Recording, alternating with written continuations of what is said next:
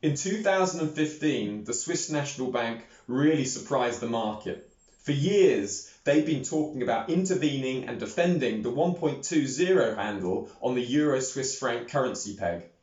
However, in 2015, in January, they removed that support. The results were spectacular. So if you've been listening to talk of the SNB intervention and you would like to learn some lessons from 2015, then please watch this video as I show you the warning, the pitfalls, as well as the opportunities that are potentially ahead with talk of the SNB intervening in the Swiss franc again. Now, the Swiss National Bank can show us some very important lessons from way back in 2015. First of all, let me just give you a little bit of history about the appeal of the Swiss franc. Now, in 2008 and 2009, you can see that the Swiss franc rapidly appreciated against the euro. You can see here the appreciation of the Swiss franc in this strong downtrend that came after 2008 and 2009. Now, the reason for these heavy, strong flows to the downside was because the Swiss franc is a safe haven currency, and in times of financial crisis, it gains in value. That's why in 2008, 2009, with the global financial crisis, as the strain of the financial crisis rippled around the world, investors flocked to the safety of the Swiss franc, or at least the perceived safety of the Swiss franc.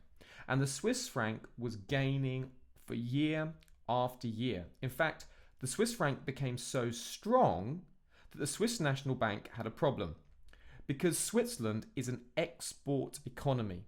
And Switzerland has the second highest GDP per capita in the world, and Switzerland's GDP is made up of over 50% of Switzerland's exports. So, in other words, a strong Swiss franc hurts over 50% of the Swiss economy. So the Swiss National Bank needed to act and intervene to stop the continued strengthening of the Swiss franc. So the way they did it in 2012 through to 2015 was they introduced the floor of the Euro-Swiss franc pair.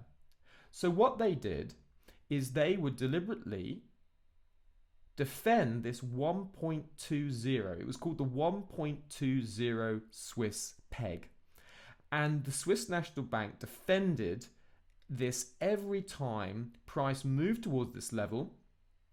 The Swiss National Bank, they bought euros and they bought dollars and they defended this 1.20 level. However, the financial situation hadn't improved and the continual pressure was to test this peg. And eventually, in 2015 in January, the Swiss National Bank capitulated. They gave up trying to defend the peg in a spectacular fashion. And there was an enormous drop in the Euro-Swiss franc, and many investors were caught out. Even brokers went bankrupt because so many traders and investors had considered this a fail-safe trade that could not possibly go wrong. However, when it did go wrong, it went wrong in a spectacular fashion. So the Swiss National Bank has an export economy and they still don't want a strong Swiss franc. So in the COVID-19 crisis, we've seen the Swiss franc gaining value again. And this has been a concern to the Swiss National Bank.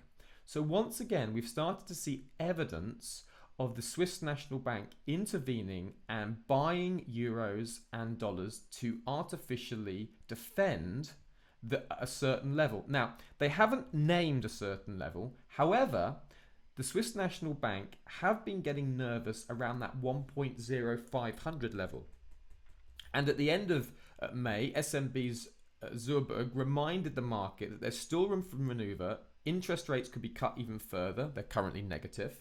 And FX intervention is still an option. Also, SNB's Thomas Jordan, governor, also repeated the willingness to cut interest rates. Now, there's a helpful website here, the SNB EURCHF.com, and here you can see the weekly deposits and speculative positions of the Swiss National Bank.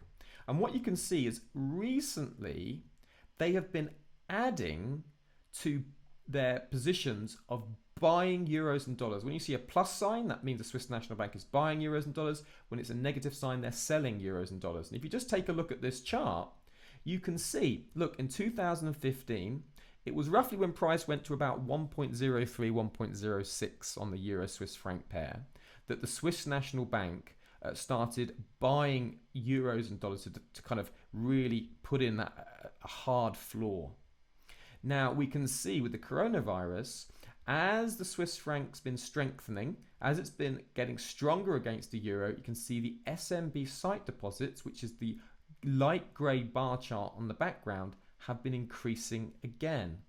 So what can we learn from this? Well, first of all, we can learn from this that the Swiss National Bank do intervene in their currency, and this 1.0500 level is a potential area where they have increased their interventions. That's lesson one.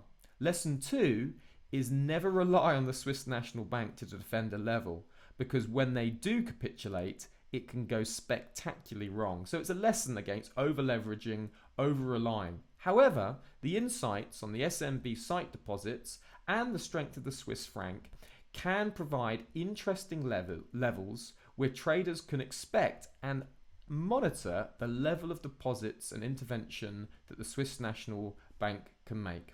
I hope that's been helpful in learning some of the lessons from the Swiss National Bank.